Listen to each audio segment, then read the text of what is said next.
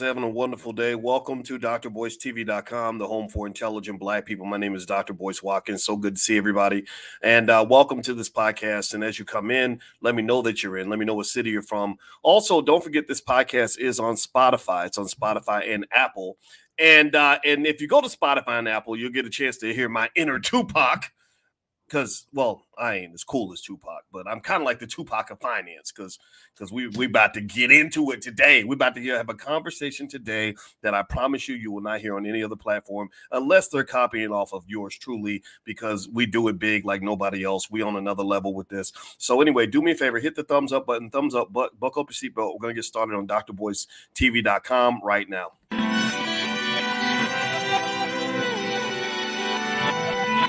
Here we are, clan the isms, cataclysm, great.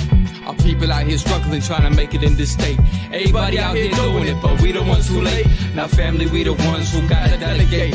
Get that money in the power, never be fake. Stick to cosign for 3. What did he say? Create jobs, support our own. Educate the same and buy back your home. Got 3 degrees, triple 10. 3 PhDs, now we on the CNN. DBTV, let's talk about negligence. Ignorance is bliss, but we can turn it to intelligence. Believe none of what you hear, half of what you see. Let's break it down here on Dr. Boyce TV. Here we are. Good morning, everybody. Welcome to drboycetv.com, the home for intelligent Black people. My name is Dr. Boyce Watkins. I want to say what's up to everybody. All my other intelligent Black people that are in here, God bless you. Now, remember, when we talk about intelligence, I ain't talking about how long you went to school, because there's a lot of educated idiots.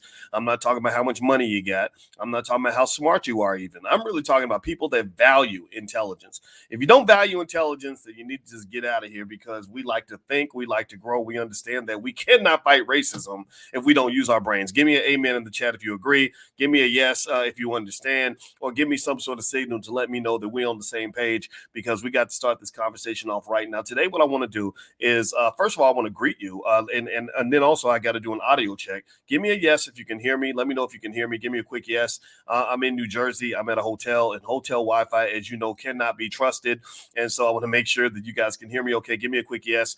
Michael Holmes, Kimmy G, I see you. I see you, Jones, from Minda out of Austria. Wow. Austria. How cool is that? Shout out whatever city you're from. Robert Knox, Tara Redmond, good to see you.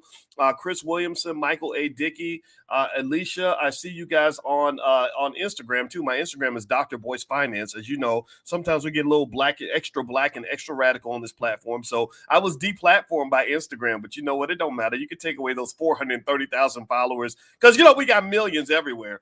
We got millions everywhere. People don't even know we got 3 YouTube channels with over 300-something thousand subscribers. We're gonna have a couple with over 500,000. So we killing it. We're getting it done. We're not scared of nobody. So keep on challenging us. We're going to challenge you back. You shoot at us, we're going to shoot back. You fight with me, I'm going to fight back, because I'm born a fighter. Shout out to all the Vietnam vets who raised kids like me. My daddy, Larry Watkins, was a Vietnam vet, and he taught me to be a soldier. So anyway, speaking of soldiers, I want to talk about Tupac today. And Tupac is an interesting topic recently, because how many of you have been following? Give me a yes if you've been following this whole thing with Tupac and the arrest of Keefe D and all this stuff. And I'm going to actually explain to you guys why this is a heavily economic conversation. I'm going to explain to you why, in my view, the Tupac Shakur situation, this is called the situation, is because it is more than just, an assassination or a killing. It's a situation, right? It's complex, it's crazy, it's interesting, it's been intriguing for a lot of people for a long time. But I'm going to tell you, it's heavily economic. It is all about economics. And I'm going to give you about 6 reasons why this is an economic situation. It was an economic situation. It still is an economic situation. And I'm going to break all that down. Now, do me a favor before we begin. Please hit that thumbs up button. Thumbs up. Everybody, real quick, please hit that thumbs up button. Hit that subscribe button. You got to subscribe so we can grow these platforms. We're growing intelligent Black content. We have to fight the big media giants out here. We cannot do that without your help. So please do that. Also, you guys know we're talking about great artists like Akila Nihanda, who is the female Tupac. I love Akila Nihanda. Uganda, and she's super dope. And so this is what we're doing. We're not just talking, we're getting things done. And you guys know in 10 days, we have the All Black National Convention, which is the largest gathering of intelligent Black people on the planet. The largest gathering of intelligent Black people who are gathered solely and specifically for the purpose of improving the Black community. And also, we are not sponsored by any corporation. There's no major big white corporation giving us money. We're not getting money from the Democrats. We're not getting money from the Republicans. This is our convention for our people, where we solve our problems with our scientists, our therapists, our financial experts, our family experts, our leaders, our thinkers. That's what we got, y'all. We built this. And so if you want to join us in Atlanta, it's going to be in Atlanta, October 20th, just a few days from now. Just go to allblacknationalconvention.com. It's also a great place if you have a Black-owned business to get support for your business, or if you just want to hang out and meet like-minded people. So allblacknationalconvention.com. We will have virtual passes on sale in the next few days as well. All right, so let's get it cracking. Let's jump into Tupac. All right, so Tupac, here's what I want to break down for you really quick when it comes to Tupac. Now, I'm the same age as Tupac. I don't remember exactly what his birthday is. Let me Google that, actually. Because I think his birthday's close to mine. What is Tupac's birthday? Tupac's birthday is June 16th, 1971. Now, check this out. Did y'all know that me and Tupac were born 4 days apart? 4 days apart. That's crazy, right? I think that's so crazy. So our birthdays were really close, and I was connected to Pac. I followed Pac's situation and everything. And actually, my buddy Ice Cube, Ice Cube and I are friends. He bought some Powernomics books, and we gave them away. I like this guy a lot. His birthday is actually 5 days before mine, so we're both Geminis. My birthday is June 20th. Pac's birthday is June 16th. Cube's birthday is June 15th. How about that? Right. So they're gangster on their microphones. I'm gonna be gangster on this microphone. They are hip hop gangsters. I am an intellectual gangster. And so this is why those were two of my favorite artists, and this is why I'm talking about this topic. But also, remember, there's a deep economic conversation. So I'm about to be financially gangster and break it down for you, so you'll walk away economically more intelligent after we talk. All right. So here's the deal. All right. So let me give you some reasons why the Tupac conversation, just the whole Tupac situation, not just from what happened back in 1996 to what's been happening since then and what's happening right now, is heavily economic. Number one, Suge Knight. Did anybody hear about this? There is there was a conversation. I don't know if it's a rumor or not, but there was a discussion in which Tupac told Suge right around that time that he wanted to leave Death Row Records. If you don't recall, Tupac was with Death Row Records with Suge Knight, and he told Suge, hey, man, this has really been great. I appreciate you getting me out of jail. Again, another part of the economic conversation. Suge got Pac's attention because Suge invested in Pac when he was an undervalued asset. Does anybody remember? Answer me in the chat. Does anybody remember when Suge Knight went and invested in Pac and got Pac signed with Death Row? Hey, anybody remember how that happened? It was actually quite brilliant. Suge Knight was a very smart man. He just unfortunately, he had bad economic culture in Death Row Records. There's a lot of crazy stuff and people getting beat up and cussed out and smoking and drinking and all this other chaos, which has no business in a business, right? This is what I call in my book, The 10 Commandments of Black Economic Power. This is what I call bad economic soil. This is what I call bad economic culture. So Suge Knight, unfortunately, had bad economic culture, which is why Death Row Records, which could have been a $50-100 billion company, ended up dying. However, Suge Knight was a very intelligent guy. The way he signed Pac was he went to Pac when he was locked up. He went to Pac when he was down. He went to Pac when a lot of people weren't paying attention to him. He went to him when he was in, as we say in finance, an undervalued asset. And so he went to Pac when he was in jail. They signed a contract on a piece of toilet paper or something crazy like that. And next thing you know, Pac ends up. Give me 1 second, guys. I got to open my door. Hold on.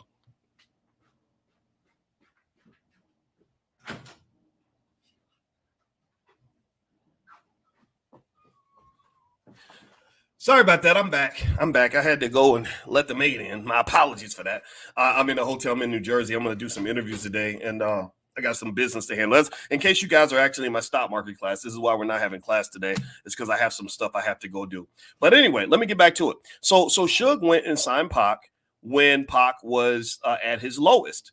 Now, if Pac had been at the peak of his career at that time, it might have been harder to sign him. If he'd been at the peak, it would have been a much more expensive transaction, right? So a lot of you, just like when we talk about investing in stocks, give me a yes if you're a stock market investor. I hope everybody says yes, because everybody needs to invest in the stock market. There were stocks that cost $100 now that were $50 just a few years ago. If you bought Apple stock, back in, say, 2014, you'd probably be extremely wealthy if you spent the same amount of money we spend on iPhones, sneakers, new cars, and everything else, or just the amount of money that people spend on new cars. The average new car note is $700 and something. If people put that much money into stocks like Apple, stuff like that, you'd probably be extremely wealthy right now, even if you started doing this, maybe in 2015 or 2014, right? So Suge did what a lot of smart investors do. You invest in an asset while the value is low, and then you come back and you own it, or you sell it when the value is high, right? So effectively, this is what Suge Knight was able to do and able to pull off, which was absolutely brilliant. So it was the economics that led to Suge and Pac even being able to form an adequate partnership. All right, so what's the second economic connection here? Did anybody hear this? There's this funny, weird little thing. Keefe D. Keefe D is a guy that got arrested for killing Pac. There was a discussion. Keefe D mentioned this in his book. He claims this in his book, that Diddy put $1 million on Tupac's head. That he said, anybody who goes and gets this dude or gets me a death row chain, that's one of the things I read that he said. And again, you don't know. This is all speculation. It's all alleged, right? So I'm not saying Diddy did it or didn't do it. You guys can believe what you want. But what did he do? He offered $1 million, right, to allegedly, again, to go after Pac. Well, money is the motive. Money is a great motivator in our society. You live in a capitalist society. So think about this. And it's not just the Diddys and the Pacs that get motivated by money and people like that. You and I get motivated by money. Think about this. How many of y'all went to work in the last 24 hours, went to a job, went to a place that you didn't even want to go to, a place you would normally never go to on your own free will? You went there. Why? Well, because somebody said, if you show up here, I'm going to give you money, right? So money is power. You understand me? Give me a yes if you follow this. Money is power. Money motivates people. Money can make when I got money, when I had a little bit more money, I suddenly became much more handsome. I did not realize this. Did y'all know this, fellas, that money will make you a more attractive man. Money will make your jokes funnier. Money will make you the most interesting man in the world. And money will make people fall in love with you like that. Right? Literally, I saw that. I was like, wow, this is so crazy. Wow, I'm still the same guy, but because I have money, she fell in love with me in 48 hours. I don't know if that's real love, right? It ain't the same thing, but still, money does make a difference, actually. I wrote a whole book about it back in 2006 called Financial Lovemaking, Merging Assets with Your Partner in Ways That Feel Good. I wrote this when I was on the faculty at Syracuse University, shortly after I finished my PhD in finance. And I was utterly fascinated by how money drives behavior so heavily. So if you want to be free from other people controlling your behavior, then becoming financially free is a great way to do that. If you want your children to not be slaves are people whose behavior is not in their control. Being a slave technically means you don't control your own decisions. You don't make your own choices. Well, if you want your kids to not be slaves, then teach them how to be financially free, right? We have things for free, like the $5 a day investing plan, which we promoted like crazy in the Black Business School. We helped over 10 million people invest for the first time doing this. It's totally free. Go to boycewatkins.com and you can find this stuff. I encourage you to do that, because if you don't do this, pay attention now. If you don't put your children in a position where they can be financially free, then you're kind of signing them up for slavery. Because America is a capitalist society where the capitalists kind of run everything. So if you want to be free, you've got to be able to break away from the chains of the capitalists. The people that were trying to go after Pac to get that $1 million from Diddy, allegedly, these were not people that were financially secure. These are not people that already had millions of dollars. These are not people who were financially capable of doing what they wanted. These were people who needed money. Right. So effectively, and most bribes aren't for $1 million.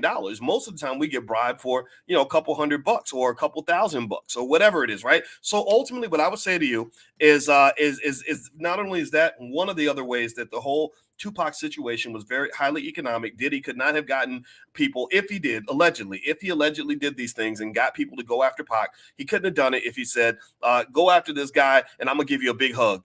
Or if you go after this dude, I'm gonna, send you some Popeye's chicken. No, he said, I got $1 million. Give me a death row chain, and I'm gonna make sure I take care of you financially. All right, so that's another area where the Tupac situation was highly economic. It's a highly economic conversation. Understanding economics means you can understand what happened here. Most of the time, when you see things happen in this society, a capitalist society, you got to follow the money. Give me a yes if you're following what I'm saying. Please, everybody, hit the thumbs up button, thumbs up, share, subscribe. You're watching drboycetv.com, the home for intelligent Black people. My name is Dr. Boyce Watkins. Don't forget, at the All Black National Convention, that is a great opportunity for you to meet like-minded people who are pro-Black, pro-wealth, pro-family, pro-Black love. If you are in that category, if that is who you are, and then join us at the All Black National Convention. Also, my new book is The 10 Commandments of Black Economic Power. If you'd like to get a copy, just go to drboycebooks.com. Search for the word autograph. I'll even sign it for you. I'll sign it. And we have a family business. Our kids, my kids, literally, our kids in our house will ship the book to you. They work for me. That's our business school. In our business school, we teach them how to run businesses. We don't do business school like they do at the universities where they give you a bunch of theories and a bunch of textbooks. I actually teach the business school in my house to our kids by having them run a business. So the part of the business is with you. So if you'd like to get a copy of that book, just go to drboycebooks.com and it'll be my kids that actually ship out the books to you. All right. When I say my kids, I'm talking about all the kids that work for me. Like, they're all my kids. Like, every Black child that needs a daddy, I like to volunteer for the job because I really want, because some of our kids just need good daddies. And my job is to like be there for any kid that needs that. All right. So let's see. Number 3. Here's another reason that the Tupac situation was connected to money. One of the reasons that they had this whole gangster situation going on was because, partly because when Pac made "Hit 'Em Up," which was one of the greatest diss songs of all time, right there with No Vaseline. Shout out to Cube. I think No Vaseline might be right up there with "Hit 'Em Up," mainly because No Vaseline was just one guy. Ice Cube made this point. I agree with him actually, but maybe I'm biased because he's my friend. He said that was one guy who took out a whole crew, right? It took out all the NWA, whereas Pac needed help. But I don't know how much I agree with that completely, because Pac really didn't need any help. If you heard "Hit 'Em Up," you'll know that the other guys on "Hit 'Em Up," you don't even remember who those guys were. You don't remember what they said, but you remember Tupac. F Bad Boy as a record label, as a staff, and as an other ucking crew. And if you down with Bad Boy, then uck you too. Cheeto XL, uck you too. Y'all remember that, right? So Pac did "Hit 'Em Up. And part of the reason that that was a problem financially was because when he did that song, he destroyed, or he harmed the brand of Bad Boy, right? It kind of created a situation where people were looking at them like, maybe you're not bad boys because we just attacked you. And actually, you see a lot of this happen on YouTube, right? You'll see people that'll go banging on each other, the whole internet has become just kind of this crazy place where people are just lobbing shots at each other and attacking each other and all that. I don't like all that stuff. I kind of just disconnect from a lot of it. I don't even watch diss videos on me. I understand why you're doing it. You need the money. Again, money is the motive, right? So I understand you need the money. Putting Boyce Watkins' name in your video is going to get you views. That's going to get you a check from YouTube. I understand that. So that's why I'm not playing the game, because I understand the game, and it's not a game I want to play. However, that's what was also happening with this whole situation with Pac and Biggie and everything else.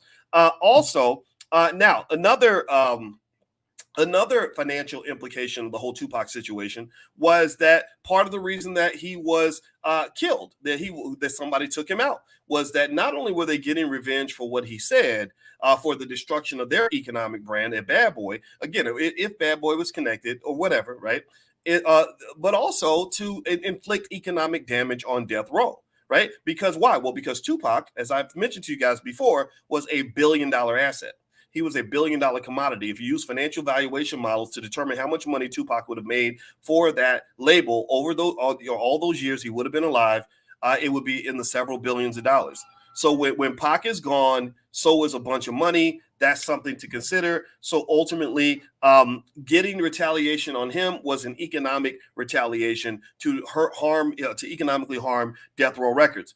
What else? The Biggie retaliation that happened shortly after Pac was gone, right? Anybody remember that? Give me a yes if you remember that, right? Or if you were kind of aware and there at that time. Well, when that occurred, I remember thinking, because at that time I was working on my PhD in finance, and I remember thinking, wow, somebody's going to lose a lot of money because Biggie also was a $1 billion brand. And if you want to understand the Black community and where Black wealth disappears, all we study in the Black business school is Black wealth and why Black wealth is disappearing. Well, one of the things that kills Black wealth is when you banging on each other. When y'all don't know how to sit down as men and have a conversation and squash the beef and understand the bigger picture, that understand that your families will go hungry if y'all keep on fighting, that the community will suffer if you keep on beefing, that Black people as a whole are going to lose billions if y'all can't shut it down now, if you can't get gangster enough to do what the mafia families do. When they have a beef, they have a sit down. Give me a yes if you understand what I'm saying. When the Gambinos are fighting with the other families or whatever, they try to have a sit down. Because why? Well, because they understand this basic idea. They understand that beefing and killing and fighting is bad for business. Bad for business. I talked to a brother, and I got to go, actually, because he wants to interview me on his channel. I can't remember the name of his channel, but I'm going to come back and tell you because I really liked him. And he said, I don't understand. He said, my family's from Jamaica. And he said, in Jamaica, we do things different. He said, when men start beefing, we don't get chatty patty with each other on the internet. We don't lob YouTube videos at each other. We don't get on Twitter and start tweeting about each other. He said, we call each other. We get on the phone. Do y'all understand? Do y'all understand? Yeah, and we figure it out on the phone before there's too much collateral damage inflicted. Do you understand? So because somebody couldn't get on the phone with somebody, because Pac was so traumatized from being shot and Biggie is doing whatever he's doing and Puffy and Suge and everybody's being gangster, and again, this is all a show for white people, by the way, because who owned those magazines? Again, another financial connection. Message. Remember, why was this blown up anyway? You wouldn't have known about it if it wasn't in the magazines. Well, who was running the magazines that were writing all the stories about these Black men that want to kill each other? Well, why were they doing it? It was the money. It was the money. Again, let me write that. That's another check mark. I'll probably give you 5 or 6 reasons why money was a driver in the whole death of Tupac and Biggie.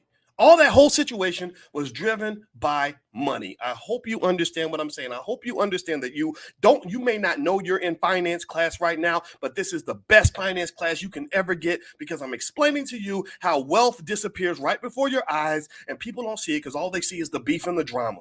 They caught up like children. Ooh, he gonna get him, yo. Oh, do you see what he did? Oh, man, no, he didn't, dog. He said, man, stop it. Stop it. Grown men, grown women, please come in the room. I need the adults in the room. The adults in the room understand, look, if we don't stop all this, we're going to burn the whole building down. We're going to destroy everything we got. We got it good. We death row. We eating lobster and shrimp over here. Diddy, bad boy. We sitting in corporate offices. We living better than Black folks have ever lived. And you putting all that in jeopardy because y'all want to act like a bunch of damn slaves. And y'all know I want to use the N word, but I'm not going to use it because YouTube gets mad at me when I do. But y'all know exactly what I'm thinking right now. That niggity culture, that niggerosity has cost you trillions of dollars in possibility and opportunity because some of us refuse to grow up. That's it. There, I said it. I got to finish this. I can't stay as long as I want to. I got meetings I got to do. Do me a favor, please. Please hit the thumbs up button. Thumbs up, share, subscribe. Just a reminder, this podcast is on Spotify and it's on Apple. So if you look me up on Spotify or Apple, you will find me there. Also, my website is boycewatkins.com. If you're interested in learning more about economics, we have tons and tons of stuff. We have stuff for your kids, like free stuff and low-cost stuff, etc. I'm a finance professor. I know what I'm talking about. So if you believe me, then feel free to go to boycewatkins.com. There's lots of great stuff there. There's a training called How to Make Money Without Working. There's the $5 a day investing plan. You can get free e-copies of my books, just all kinds of stuff. So feel free to go to boycewatkins.com. I got you. I talk about wealth from a Black perspective, and that's it. And that's just what I do. All right. Anyway, let me keep going. So I'm connecting Tupac's and Biggie's situation with money. Okay, y'all ready? You ready? Let's finish this up because I ain't got a whole lot of time to keep doing this. What else? We talked about the media. If you take money out of the equation, That whole beef does not exist. Why? Well, because media created the narrative. Media creates the back and forth, the chatty patty, the whole like, did you hear what he said about you? Oh, well, what do you have a comment, Biggie, for what Tupac said about you? Are you going to respond? Think about this. Media, not just the print media and television, but also record labels. Record labels make trillions of dollars by getting black men to fight each other and act like children on wax. That's what they do. We've been doing it for many, many years. Right. So effectively, these record labels were making billions by acting a damn fool, by getting us to act a fool for the entertainment of other people. We suffer the damage. They get the entertainment. That's what it ends up becoming. Last but not least, this is the last connection with economics. I made a short list. This is a list I made in 10 minutes. So if I sat down for 20 minutes, I could probably make a list twice as long because I see the money everywhere in terms of how it moves and creates incentives. Where do you think all this thug culture in hip hop even comes from?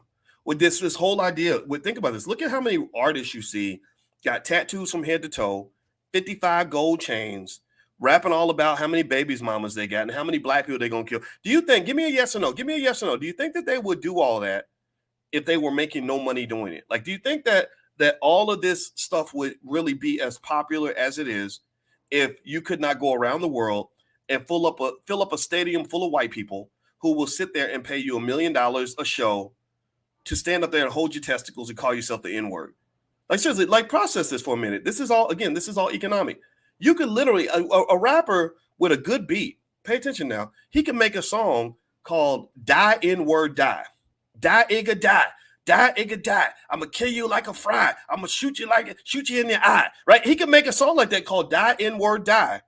And that song could make a ton of money. That song could be a hit. And people will be dancing to it because it has a nice beat. So the money is so powerful that it's got you dancing and singing to the beat of your own genocide. Somebody could literally get up there and do a KKK rap and talk about how many black people they killed last week. And people will dance to that, including black people. And money will be made off that. So there's a whole industry built around the destruction of black people, the economic destruction, the spiritual destruction, psychological destruction, physical destruction, all that. So this is something I want you to understand. I got like another 60 seconds before I gotta get out of here. But I hope that this helps you understand how the economics drives everything. And part of the reason that you have chaotic situations like this, in my view, is because you are an economically fragile community.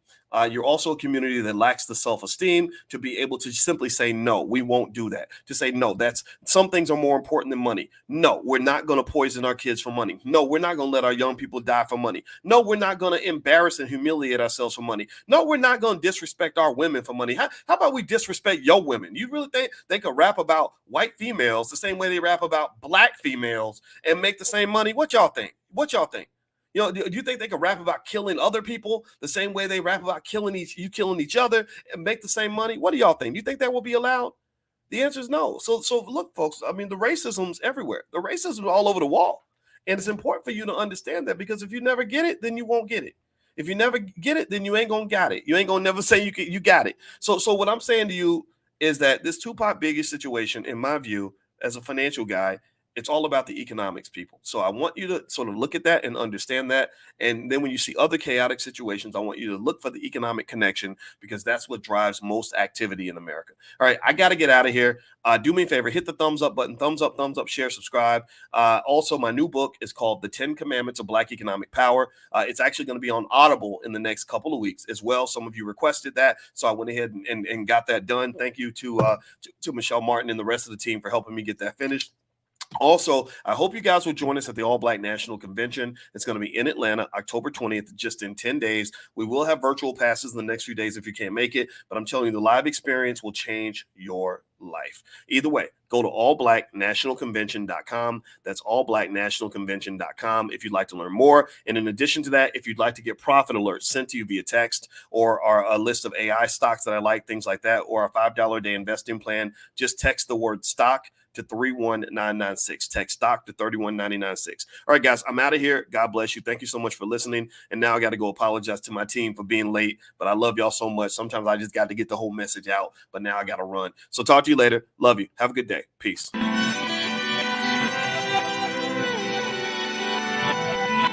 Here we are, clan the isms, cataclysm great. Our people out here struggling, trying to make it in this state. Everybody out here doing it, but we the ones who late. Now family, we the ones who gotta delegate. Get that money in the power, never be fake.